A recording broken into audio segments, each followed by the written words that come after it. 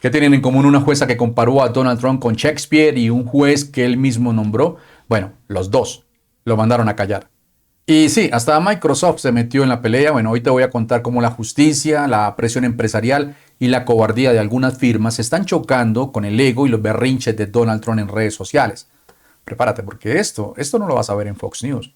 Bien, ahora pongamos todo esto en contexto. Miren, desde que llegó a la Casa Blanca, Donald Trump dejó algo bien claro. Iba a perseguir a todo el que se le opusiera, incluso si eran abogados. Sí, los abogados, esos que normalmente están ahí para hacer valer la ley. Bueno, Donald Trump los vio como enemigos si no estaban de su lado. Y no fue una amenaza al aire. Uno de sus primeros movimientos fue lanzarse contra firmas legales gigantes como Paul Weiss y Perkins Coie. El crimen de estas firmas, bueno, representar a clientes que a Donald Trump no le gustaban. O peor, tener abogados que alguna vez lo criticaron públicamente. Entonces, ¿qué hizo el gobierno? Bueno, el gobierno usó todo el poder del Estado como garrote. Le retiró contratos públicos. Le bloqueó el acceso a edificios federales. Y lo más grave, revocó las autorizaciones de seguridad. Bueno, lo cual en el mundo legal de Washington es como tú quedarte sin oxígeno. Una especie de castigo silencioso.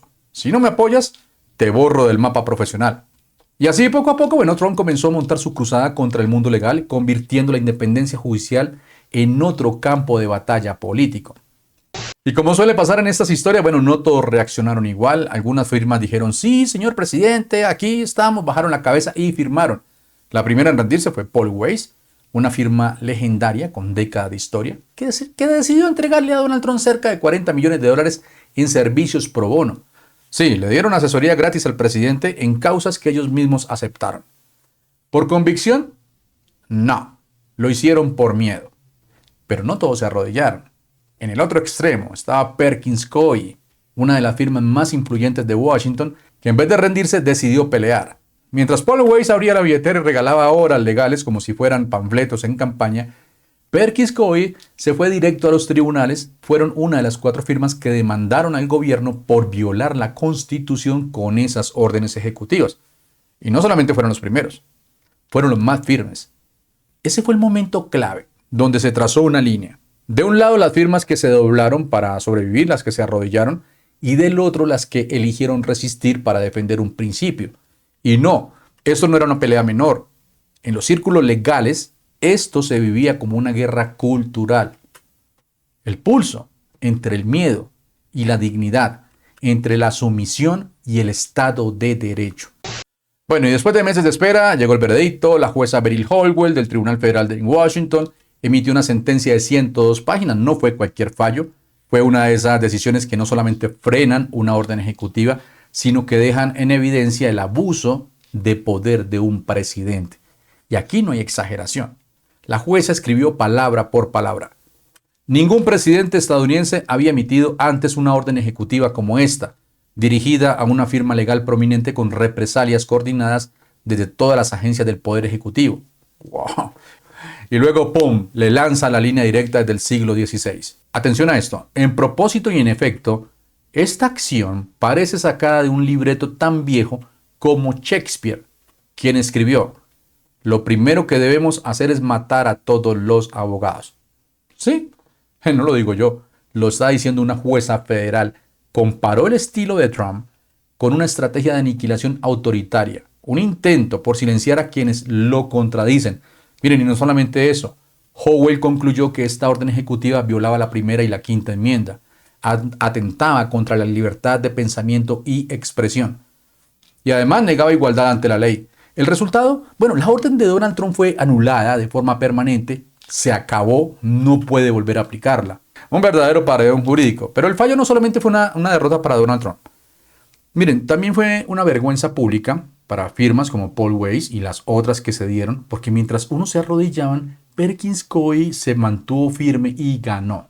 Ahora, ¿qué pasa con las firmas que se doblaron ante Donald Trump? Bueno, pues les quedó una mancha muy difícil de borrar, y la presión no viene solamente del fallo judicial. Esta semana varios congresistas demócratas enviaron cartas a firmas como Paul Weiss pidiéndoles explicaciones. Bueno, querían saber por qué se rindieron tan rápido, por qué prefirieron callar y servir al poder en lugar de defender el principio de legalidad. Bueno, la respuesta de Paul Weiss fue un testamento de puro miedo.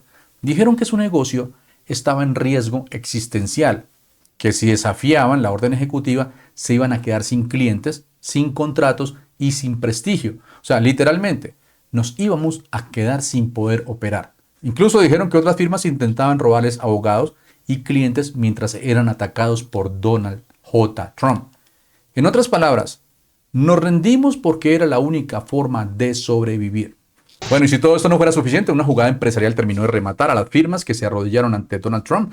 ¿Y quién fue? Bueno, fue Microsoft.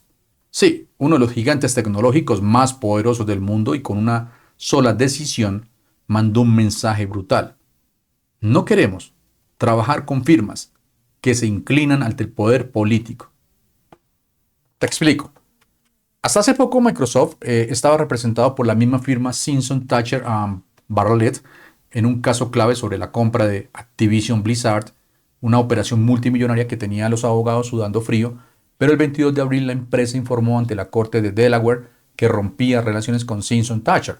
¿Y por qué? Bueno, porque Simpson Thacher fue otra de las firmas que cedió ante la presión de Donald Trump y Microsoft, con toda la elegancia del mundo, bueno, básicamente dijo, no podemos confiar en una firma que no sabe decir no al poder.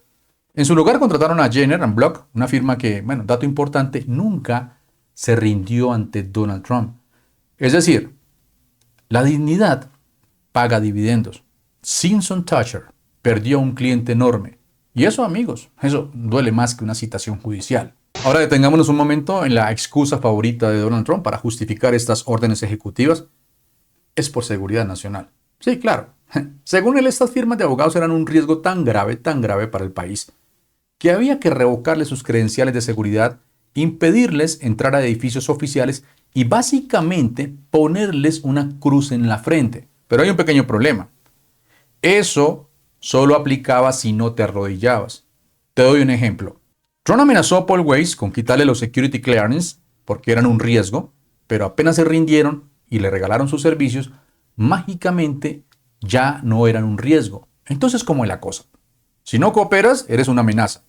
Pero si te entregas, bueno, ya eres de confianza. ¿No que se trataba de proteger la nación? Los abogados de Perkins Coie lo dijeron en la demanda. Si realmente fueran un riesgo, no debería importar si hacen o no un trato con el presidente. Ahí está la trampa. Porque esto no iba de seguridad, amigos. Iba de castigar al que no le obedece. La jueza Howell lo entendió y los tribunales lo dejaron claro. Esto no fue una política de seguridad. Esto fue una política de intimidación. Y por si todo esto no fuera suficiente, miren, Donald Trump recibió otro golpe, pero esta vez de alguien que en teoría debería estar de su lado. El juez federal Fernando Rodríguez Jr. ¿Y quién lo nombró? Donald J. Trump. Sí, el mismo presidente que se jacta en cada mitin de haber llenado los tribunales de jueces leales a su causa. Ahora se topó con uno de los suyos diciéndole no. El caso, bueno, Donald Trump intentó usar una ley del año 1798, sí, del siglo XVIII, llamada Ley de Extranjeros Enemigos. ¿Para qué? Para deportar migrantes venezolanos. Una ley pensada para tiempos de guerra con potencias extranjeras, no para perseguir migrantes vulnerables. Y ahí es donde entra el juez Rodríguez Jr., que sí leyó la Constitución, miró el calendario y falló en contra. Traducción: no, señor Trump. Le agradezco por haberme ayudado, pero usted no puede usar una ley de hace más de 200 años para cumplir caprichos electorales. Así de claro. O sea, el mismo sistema que él trató de moldear a su imagen, hoy le está diciendo, hey, basta, ya no más. Y claro, ¿qué hace Donald Trump cuando siente que todo se le viene encima? Exacto, sale a desahogarse en redes sociales, como si estuviera en pleno colapso nervioso. Ahí está el mismo Trump que puso a estos jueces, el mismo que hablaba de ley y orden, ahora grita, se acabó el país. ¿La razón? Bueno, pues que no lo dejaron deportar gente usando una ley colonial de 1798 y que no logró silenciar a firmas de abogados por atreverse a enfrentarlo. Pero lo mejor, lo más cínico, es que él mismo eligió a ese juez y ahora se queja porque no le obedece como un súbdito. ¿No que era independencia judicial? ¿No que su gobierno era firme pero justo? Pues resulta que no, que cuando el poder no le da la razón, él grita que todo está perdido. Pero no, el país no está acabado, señor Trump. Lo que se está acabando es su impunidad. Y claro, detrás de ese post de Donald Trump vienen los fieles MAGA a pedir que deben de acabar con John Roberts, el presidente de la Corte Suprema, al estilo de Mike Pence. Cuelguen a Mike Pence. Cuelguen a John Roberts. Bueno, y mientras todo esto sucede, bueno, Trump no descansa. Hoy mismo subió una foto suya. En el video anterior estaba vestido como si fuera el sumo pontífice, con capa blanca, mitra y todo, como si estuviera listo para reemplazar al mismísimo Francisco. Bueno, y en los comentarios la gente no tardó en hacer el chiste, ¿no? Claro, Trump quiere ser papa porque es el único cargo desde donde podría hacer lo que se le dé la gana. Pero pensándolo bien, tiene sentido. Es elegido por muy pocos, se viste como emperador, no acepta críticas y cree que tiene línea directa con Dios. Sí, suena muy Trump. Una imagen puede decir más que 1000 demandas. Amigos, ¿creen ustedes que este es solo el principio de una ola de jueces que se están cansando de jugar a ser el títere o fue una excepción dentro de un sistema que todavía tiene miedo? Lo leo ahí abajo en los comentarios y si este contenido te pareció importante, si yo te aporté algo, bueno, ya sabes, suscríbete, dale like, compártelo, porque este canal no se arrodilla ante nadie. Y aquí la verdad se mezcla con lo absurdo. Nos vemos en el próximo episodio de La Jugada Política. Un abrazo fuerte para todos.